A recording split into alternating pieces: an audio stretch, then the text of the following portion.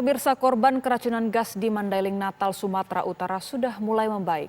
Dari 102 warga yang dilarikan ke rumah sakit, tinggal 36 warga yang masih dirawat di Rumah Sakit Umum Panyabungan dan Permata Madina. Hingga Kamis pagi, kondisi warga 2 desa yang dirawat di Rumah Sakit Umum Panyabungan sudah jauh membaik. Hingga Rabu malam, sedikitnya 42 warga desa Sibanggor Julu dan Sibanggor Tonga, Kecamatan Puncak Sorik Merapi dilarikan ke rumah sakit ini karena diduga terpapar gas beracun H2S.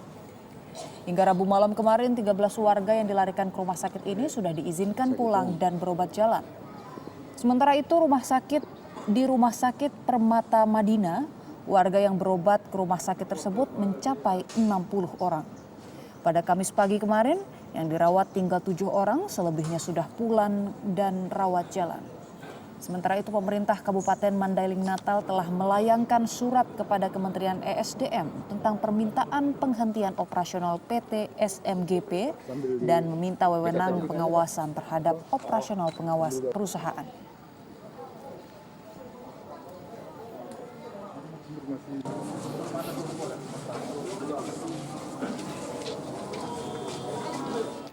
Perusahaan tambang panas bumi PT SMGP membantah adanya kebocoran gas H2S dalam proses uji coba sumur tambang di Kabupaten Mandailing Natal, Sumatera Utara. Perusahaan mengaku sudah mempersiapkan prosedur dengan cermat sebelum melakukan pengujian.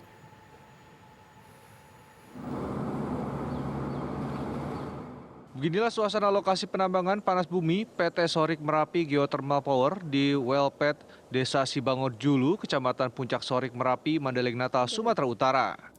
Sejak insiden keracunan gas yang dialami ratusan warga 2 desa di Kecamatan Puncak Sorik Merapi, aktivitas penambangan panas bumi di lokasi ini telah dihentikan sementara.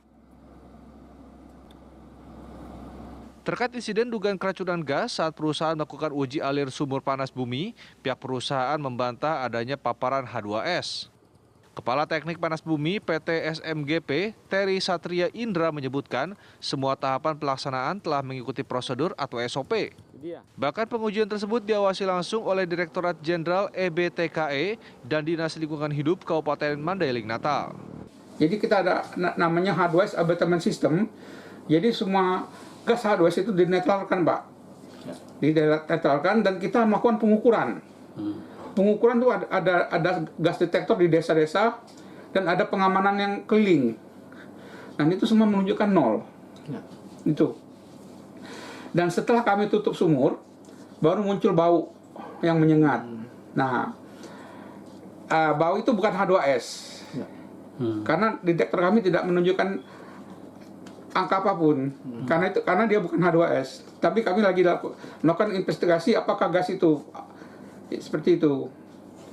Nah, jadi terkait dengan yang warga yang mengeluhkan bau itu, sekarang dalam pemeriksaan medis di rumah sakit.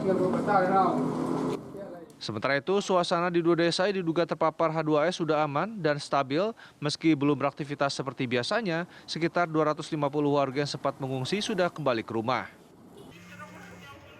Sebelumnya sekitar 80 orang warga Mandailing Natal, Sumatera Utara dilarikan ke rumah sakit diduga akibat keracunan gas dari proyek tambang panas bumi.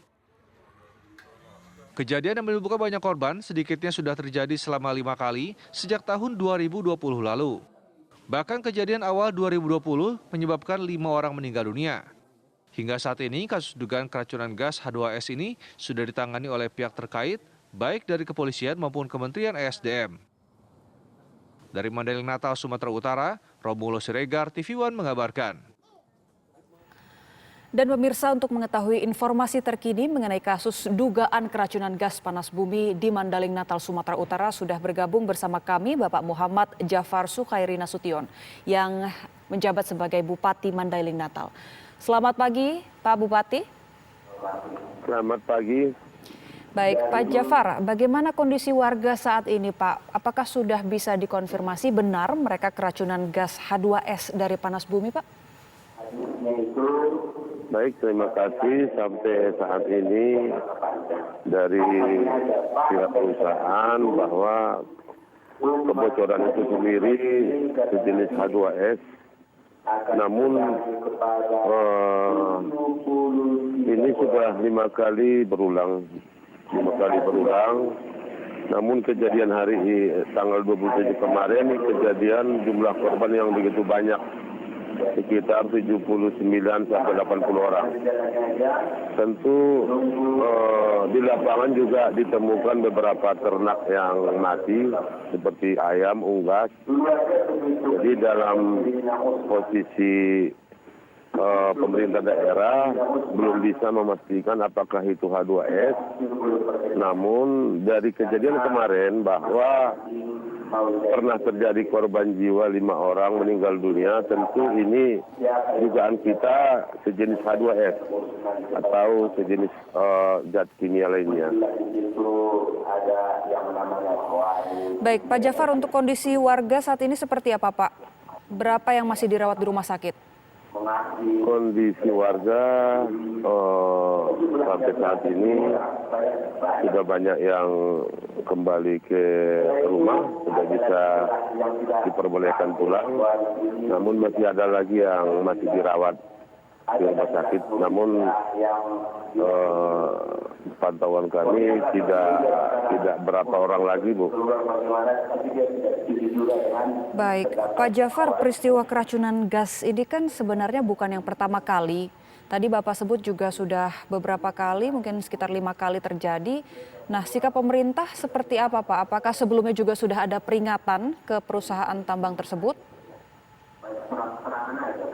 Baik, sebelum dilakukan uji sumur, pemerintah daerah telah menyurati EBTKE, menyurati perusahaan agar semua terkait keselamatan warga, kemungkinan terjadi sebuah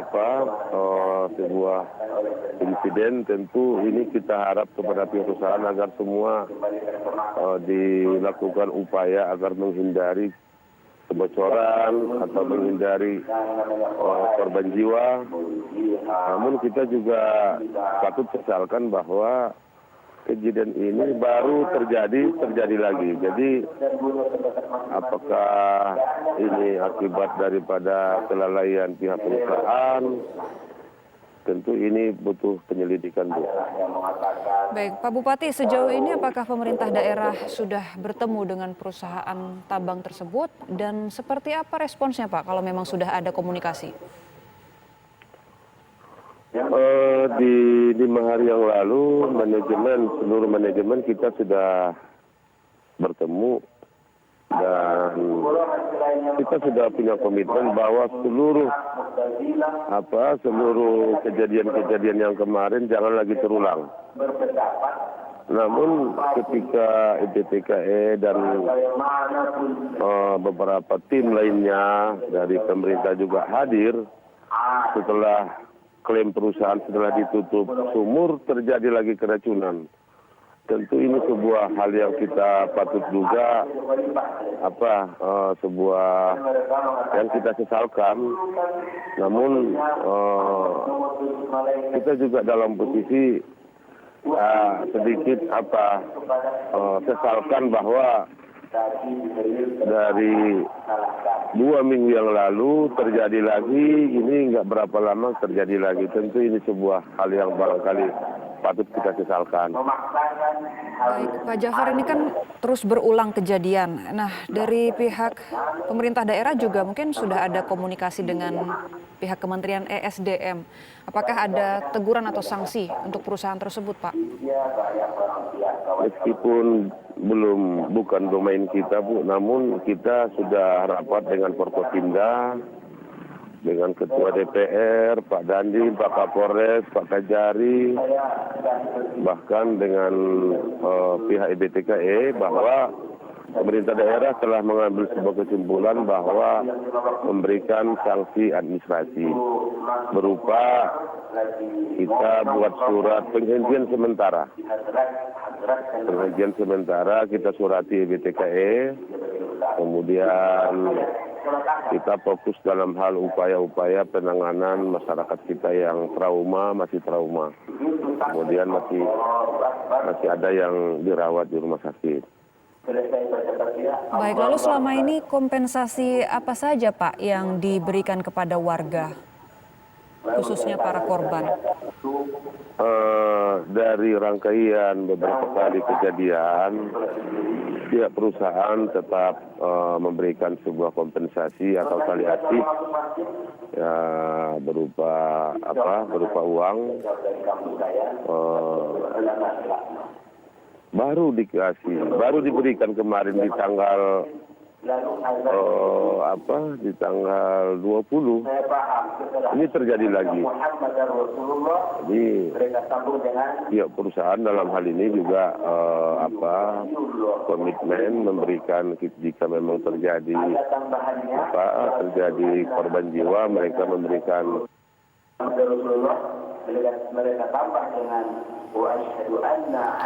Baik, terima kasih Bapak Muhammad Jafar Sukhairi Nasution selaku Bupati Mandailing Natal. Kita harapkan kejadian serupa tidak terulang lagi dan warga yang terdampak bisa kembali pulih.